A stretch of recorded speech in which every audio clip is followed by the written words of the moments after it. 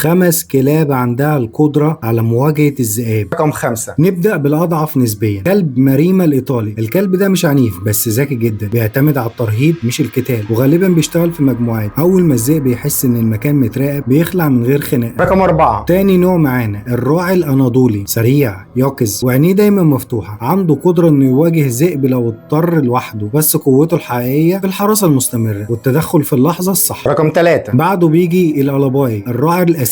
ده دب ماشي على 4 رجلين، جسم ضخم، عضلات تقيلة، وقوة تحمل غير طبيعية. يقدر يواجه ذئب أو 2 لو الموقف قلب جد. رقم 2. قبل الأخير الراعي القوقازي، ده كلب شرس فعلا، فروه الكثيف بيحميه من العض، وصوته وشكله لوحدهم بيخلوا الذئب يعيد حساباته قبل ما يفكر بخطوة. وقبل ما أقولك على رقم 1، صلي على النبي واعمل لايك واشترك في القناة. رقم 1. ونوصل للوحش الأخير، الكنجال التركي. أقوى عضة ما بين الكلاب، سرعة مع قوة وثقة مخيفة. في أغلب المواجهات الذئب بينسحب مش لأنه أضعف، لكن لأنه فاهم اللي قدامه. وفي الآخر خليك فاكر، ولا كلب من دول بيطلع يصطاد ذئاب، دول حراس موجودين علشان يحافظوا على اللي وراهم.